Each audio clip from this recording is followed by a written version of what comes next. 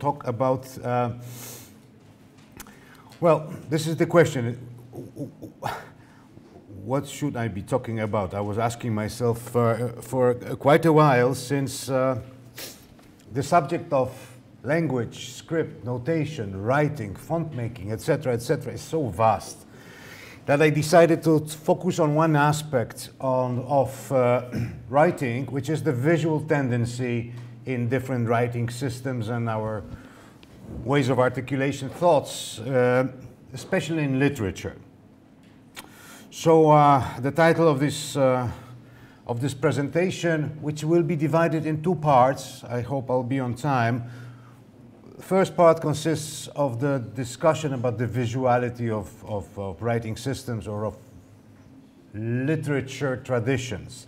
Second one, very short, is just a few questions that I thought might be interesting to ask without any given answers in my pocket about the changes or challenges in new aspects of writing. So I took the title Vislit from an article, or actually an anthology of texts about visual literature that appeared in 1979. It was edited by a colleague of mine, Richard Kostelanetz from New York City.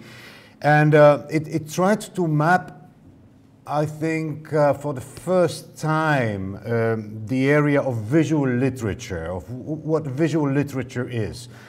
That's the end of the 70s, so we are very well after the second great wave of modernism, which has produced a lot of experimental literature. Concrete poetry, visual poetry, poesia visiva, and so forth and so forth. And that was also the time where a number of scholars around the world, including myself, started to look at the tradition of visual poetry. What we knew in the 1970s was that basically, you know, there was the avant-garde, the futurists, the Dadaists, the constructivists, etc., plus then the post-war experimental writers and the makers of concrete poetry and so forth and so forth.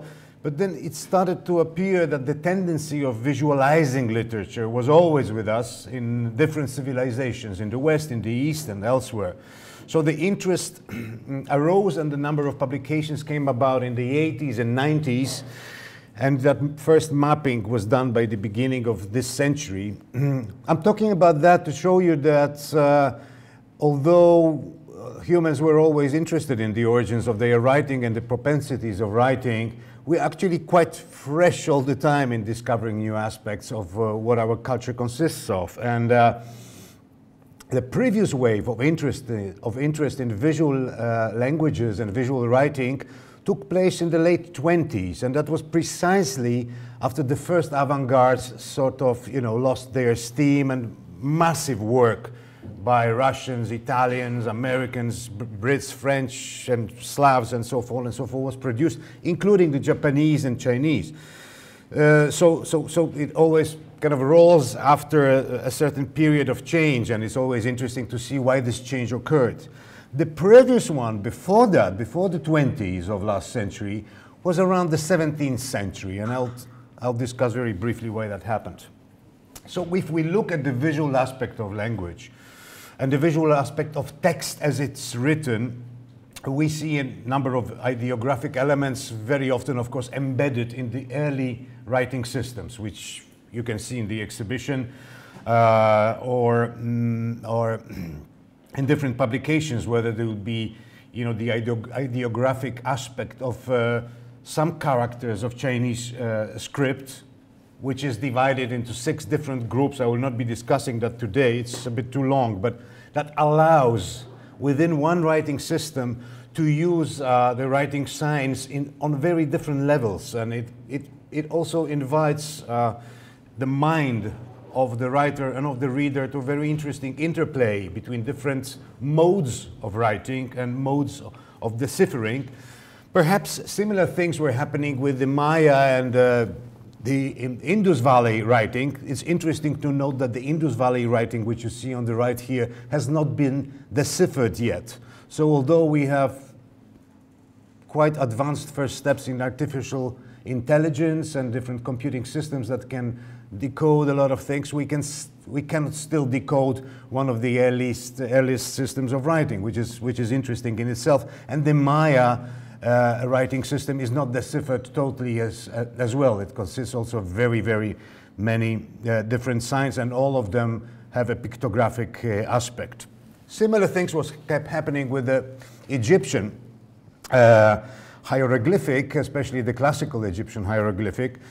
And I'm showing here another thing which we won't have time to discuss, but it's just to show that the hieroglyphic ideographic type of writing allowed, again, for a very interesting picture-text interplay, which led to something we call cryptography, which means writing in a hidden manner. Writing signs which can be deciphered basically by people who are within a quite small group of competence, of people with competence to decipher these signs. Of course, you know, the early civilizations within those societies, only a very small group of people commanded writing. So that small group of people also used writing as a control system of what we would call whatever, symbolic power, or you know, or something like that.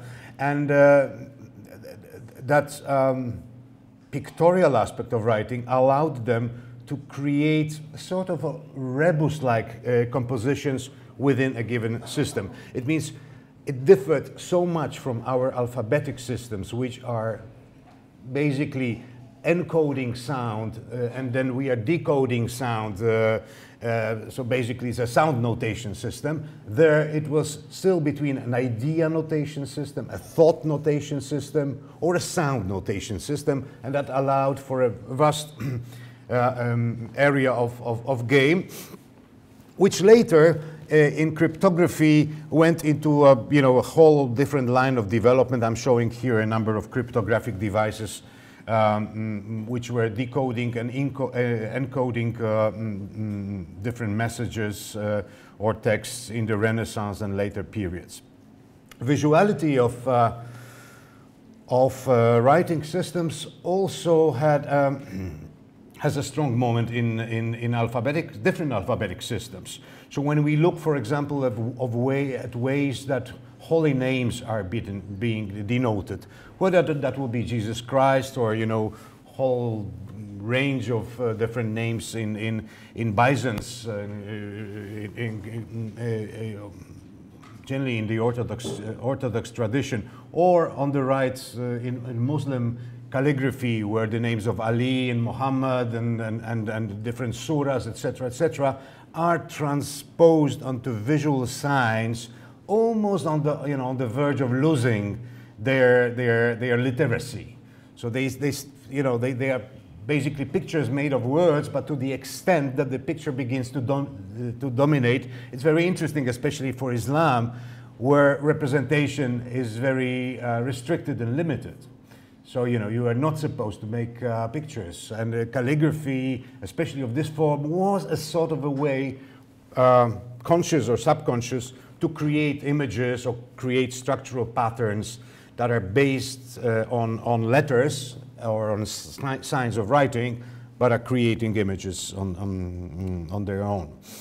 And of course, the whole rebus tradition, which is another way of visualizing text or using the image as an element of writing, an element of text, which basically draws on something we could associate with hieroglyphics or pictography. So a picture stands for in this case, for part of a word or part of a sound. Now, a whole different range of visual literatures is what we call the visual poetries, or different types or genres of visual literature. The earliest examples we know in the alphabetic systems are Greek poems in the shape of different objects. They call the Carmina Figurata or Technopegnia, and they appear around the time of the Hellenic change in culture, which is the 3rd century before our era. Poems by Theocritus and Simmias and other writers. I think 7 or 8 were preserved till our times, which probably means that there were more of them, but you know, most of classical literature was destroyed in previous centuries, and they usually repeated forms of objects. So on the left here you have an altar, a Greek altar with some inscription, and in the middle you have two Greek poems from the 2nd century BC and the 1st century, I think, of our era, which are trying to be both the representation of an altar and an inscription on the altar. So, but they are a poem. So the lines, the length of the lines are following a poetic order. It's not a text which is fit within a form, but it's a form which is arising from the length of the poetic meter. Longer lines, shorter lines, longer lines, shorter lines. What you see on the far right is an example of how long this tradition would continue in the Western culture. It's a poem from the 17th century by George Herbert, one of the most important poets, metaphysical poets in Britain, in England, and which is basically the same kind of poem, although the altar is not anymore a pagan altar, but a Christian altar. Medieval visual poetry was different. It really shifted much more to structures, visual forms, and concepts that would probably be related structurally and physically to diagrams. The medieval theological thought was very diagrammatic. There was a lot of, especially in the lines of philosophy that would go back to Thomas of Aquinas and other thinkers, Saint Bonaventura and so forth and so forth. These would be kind of rigid post-Aristotelian types of making mental constructs. So the poetry, the visual poetry of that time, which I'm so sorry I cannot discuss at length today, would be following the structural models which have a theological meaning. So basically this type of structures relate to certain concepts of the world, of creation, the world created by God, etc., and and the whole universe resulting out of that, and maybe this can be well illustrated on a wheel prayer, which perhaps has also a poetic quality. It was discovered in England quite recently, and it was a part of a 10th century prayer book, although the text is a bit later, it comes from the 12th century.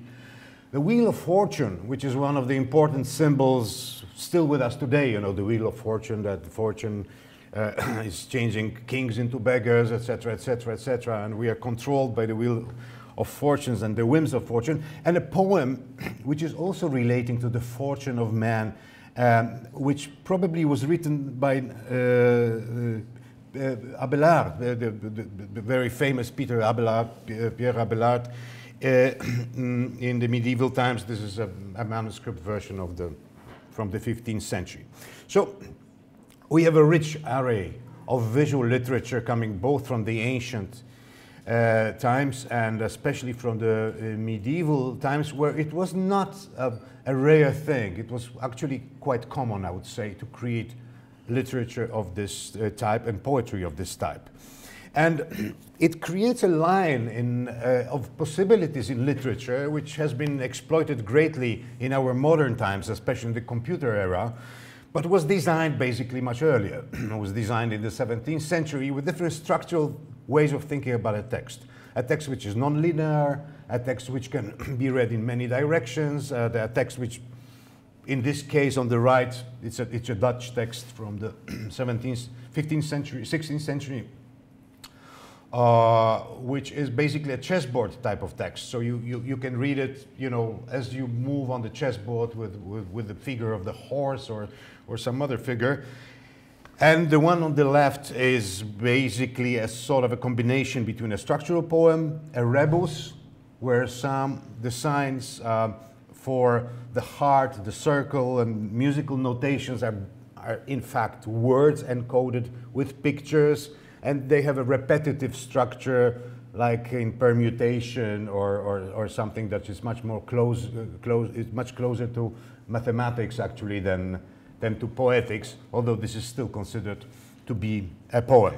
This all happens within a certain concept of the world, which is still a unity, which represents a certain universal harmony. So theology is still very present there. And you have here on the left an image of how people thought the cosmic harmony of the universe is working, with different chords and different planets related to the chords. So God has created a beautiful, perfect creation within which man is creating his little different works.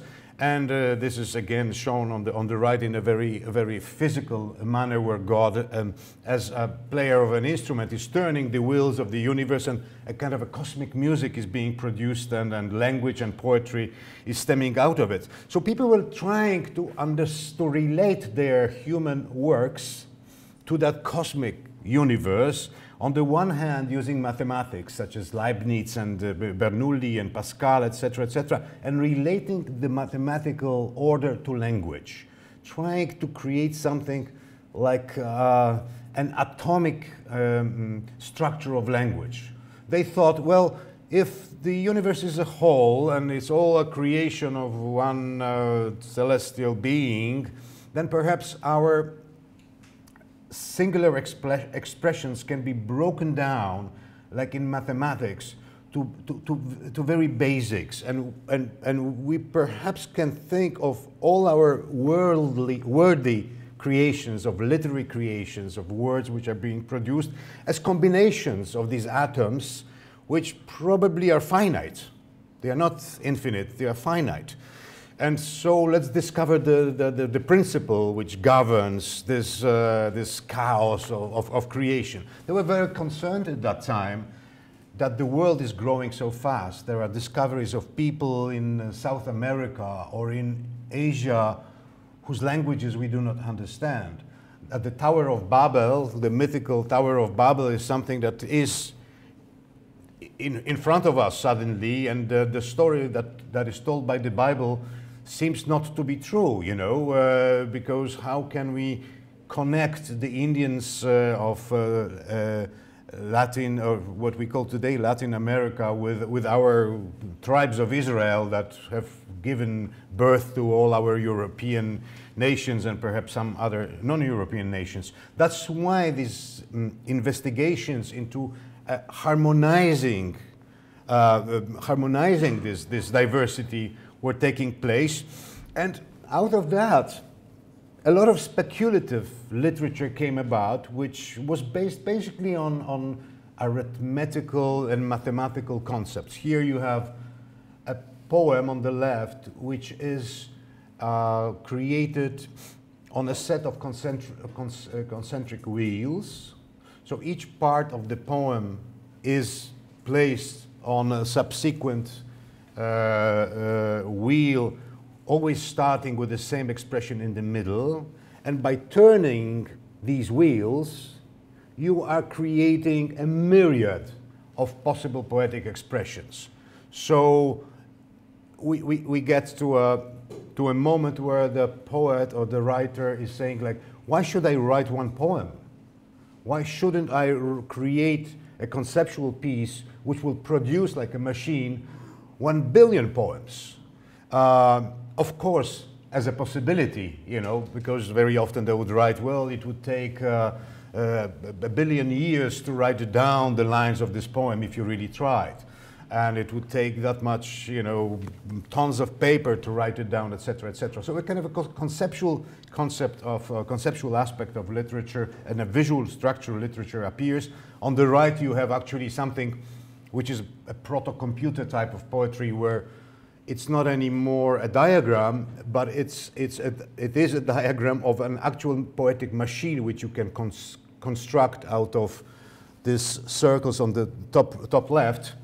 And by interchanging these elements, you are creating new meanings as a sort of a permutational poetry. Since this diversity was a challenge at that time, diversity of languages, cultures, continents, discoveries, great discoveries in mathematics, astronomy, etc., you know, at the moment, at the turn of the 16th and 17th century, there was a return to the search for images as the perfect transition of ideas. You must remember that this was the time of great religious wars also between Christians in Europe, and people were pondering how is it possible that we are getting so much conflict, and probably through misunderstandings, through wrong understandings of God's word, or through wrong understanding of ourselves. So let's look for a script, for a way of writing which will convey our thoughts very purely. Egyptians must have had it, because they were writing, you know, so beautifully in this hieroglyphic writing, which of course nobody understood at that time and could not decipher. It was deciphered 3 centuries later. So they started to develop a philosophy of images in the 17th century, searching for a perfect system of communication, which generated 2 or 3 different I would say cultural areas. One was the emblems, one was the symbols, and the knowledge about symbols grew greatly at that time, and they started to be applied extensively in different, I would say, different systems of encoding of information, whether it be on family crests or in literature or on architecture, etc., etc. These images for 100 or 200 years started to play a very central role, and a research was being done on trying to relate the visual forms, even the visual forms of the alphabet or of the Hebrew script, to the physical constructions of the human body. So this naturality of language and the kind of universal aspect of language was something that was very central in the minds of the people at that time. Now this changes dramatically, of course, with the 20th century, where a lot of things are happening at the same time. The old imperial world of the previous 2 or 3 centuries falls apart, and we have revolutions, wars, new technology, etc. And the visuality of poetry and language takes a totally different form. There is a notion of trying to explore the limits of how far we can go with experimenting both with writing as we know it and going beyond to forms that are purely structural or visual and still maintain a certain notion of meaning. And here you have some more extreme examples by a German poet, Christian Morgenstern, or by the American, French, Jewish Man Ray from 1924, or a fragment of a large poetic piece, a sound poetry piece by Kurt Schwitters called the Ursonate. I'm showing just, you know, 3 examples of something which is very, very broad and which is much more known in the works of the Italian futurists, who are trying to bring a whole new visual aspect to written literature and poetry, trying to relate that to the changes of the modern and the agonies of the modern world.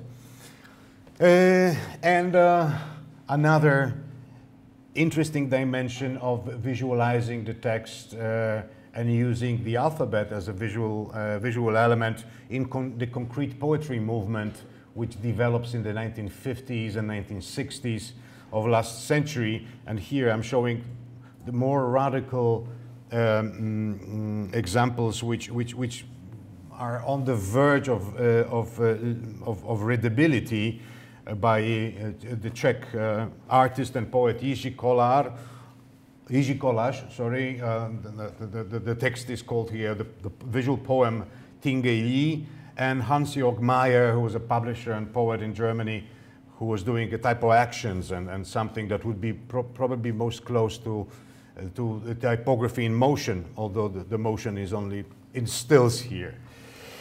Now, it's interesting to note also that scripts are invented all the time. It's not that, you know, we have finished the process and we all know how to write Latin, and even Chinese people start to write in Latin because with Latin characters because it's more economic, etc.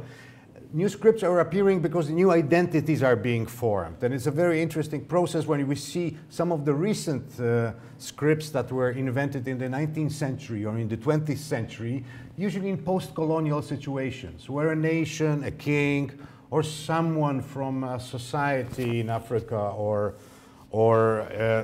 in North America decides that with the invasion, cultural invasion of of the Western civilization, Western culture, in this case American or French or British, and their alphabet, they have to have a script of their own. So, for example, here you have a Cree script of the Cree Indians developed in the 19th century, mid-19th century, or the Uyakok, which is a script designed for the Yugtun of Alaska. They all relate to a certain extent, they relate on pictorial aspects of the local culture. So they try, in a very short time, the scripts were invented in the course of 5 or 10 years, quite fast.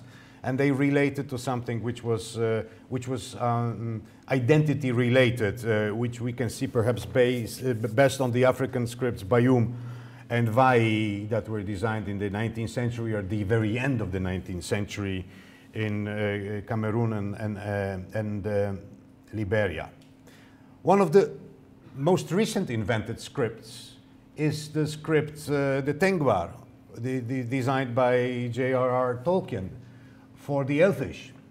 And it's very interesting that it's a purely literary, complete creation in order to create an identity for a literary tribe, which appears only in his books.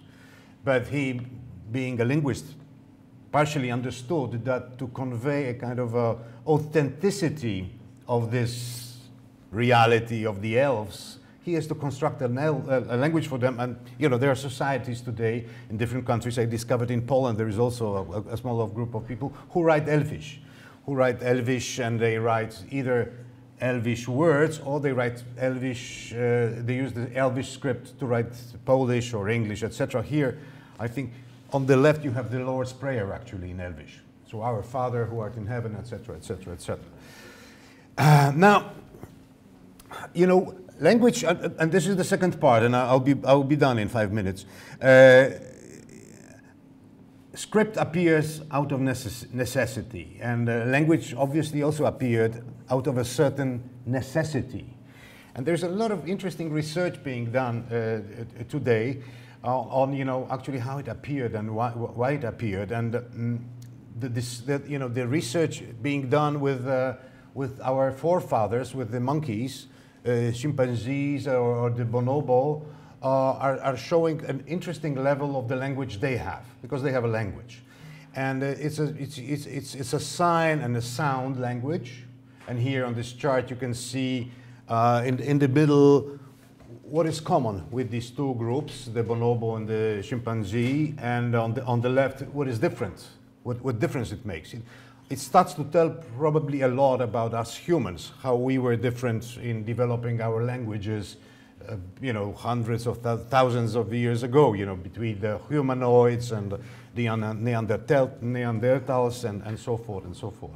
But the question appeared really, how come we departed as humans from the monkeys, you know? Why don't we grunt and you know, scratch ourselves and move our hips when we want to have sex, etc., but rather use the eloquence of our propensities? And the interesting discovery, which was quite shocking for me, was that it was probably the invention of fire that has prolonged the day by something like 4 hours. So during daylight, you know, we were, as early humans, collecting food, or you know, or hunting something, or hiding from something, etc., and communication was extremely basic because it related to very repetitive and very simple actions. But suddenly we get 4 hours more, and it's like, you know, coming back from work and sitting down with your family, and before you go to bed you have to do something, and so people gather around the fire, of course. You know, it's something that bonds them. And probably this is the moment where stories are being told, where things are being communicated, because, you know, to communicate with a larger group, you need something more than a series of grunts and scratches, etc. Whereas in a binary situation, one-to-one, you can show something, etc., etc. You can simplify your communication. With 7 people or 20 people around, it's not that easy anymore. Plus, you have the time to do that, because that's the evening time. You know, the neuroscientists are saying that's why we are still having large, we kind of sumptuous suppers in the evening, because this is coming exactly from that time. We don't need to eat a lot before we go to sleep, but we still do a lot of things that were always done around the fire, although the fire is not there anymore. And so the question is now, okay, we developed the language thanks to these 4 hours more. There is something which is called the levels of intentionality, which means, and I'm going to illustrate that, it relates to the theories of mind, that the first or second order, the one on the left, where it says one person believes he's a good hunter, is something that a monkey probably has. The second order, where you hope that somebody else thinks that you are a good hunter, is maybe something also that the ape is having in its framework of mind. But the following steps, where we assume different things and we go on different levels of understanding, that's particular, it seems, to the humans. So that really develops our language capacities, our literary skills, and best literature is actually written when it reaches the 4th order of intentionality. That's where the conceptual game of representation, figures, and dramas, etc. That's where Shakespeare appears, and writers of his time. Okay, we also have writing, and different scripts evolved, which also comes out of specific necessities. Since we have developed a society with language skills, we can talk, so we can create a society, we can create our myths, we can create our bonding myths, we can create ancestral stories, we start to identify ourselves stronger and stronger with the past. We have to note that down at a certain point. This is one aspect. And of course, we have to note down a lot of different things. How many sacks of wheat, you know, is this village supposed to bring to the Assyrian or Egyptian king, etc., etc. So economy creeps in, and writing systems develop, and we are quite probably advanced with all these writing systems. But if we ask ourselves the question, what is the necessity, what does it mean, future scripts? I mean, future scripts, future writing. What should be addressed, actually? New fonts? You know, fancy new models? In the perspective of what we have achieved with the discovery of language and of writing, and I think the challenges that our species is facing, I think that it's kind of a different dimension. Of course, I don't have any answers to that, but I just discovered something very interesting a few days ago, that this is a language map of Manhattan. Actually, a part of it, because the map is much bigger. It's the biggest in history ever concentration of languages in one place on the planet. So there is a group which is called the ELA, and they are dealing with languages which are disappearing and language research. They have mapped 637 languages in around 1,000 places in New York City. So it's an interesting thing that we came to a moment in civilization where we can have a contraction of that many languages in one physical place. Question is, what are the implications for communication or for writing systems coming out of that fact? Will these 617 languages, or how many they are, be simply dominated by the economy of the Latin alphabet, or by the economy of the capitalist system within which the economy of this alphabet is functioning? If we I take the definition of Albertine Gore, if I pronounce her name right. She was the keeper at the British Library some years ago, and you know, for her, writing is basically a system of encoding information, of storing information. This information storage can have different forms, and we are storing information on, you know, disks and computers, etc., not necessarily, of course, on paper and so forth. So the writing starts to have very different meanings and aspects. And the storage of information was always important for the political survival and I would say identity survival of a society. We needed to store the books in the libraries to, you know, to keep our knowledge and to keep our lineage and to keep our discoveries, etc., etc., and of course to keep our money in bookkeeping. So now the question is, if we need to change something really, or if or changes will occur, what will be the necessities of that? And this is my last slide because I think there's a lot of questions we can pose. But one question is, okay, so can there be a writing system that can diminish this information in something we call the information age? We came to a moment where we have an information era and nobody's informed. You know, most people are simply disinformed. So that's one question. Second one, it seems we are, you know, facing a climate disaster perspective. What system, what writing system, what system of encoding information can we think of to be ready for such a challenge? And the third one that came to my mind is something which is a bit abstract, you know, it's not that concrete. It's something that there is a lot of aspects of our presence, of our thoughts, of our history, violent histories, which are very difficult to express. So, you know, Adorno had this famous line that after Auschwitz, you know, there is silence. The literature has nothing to say about it.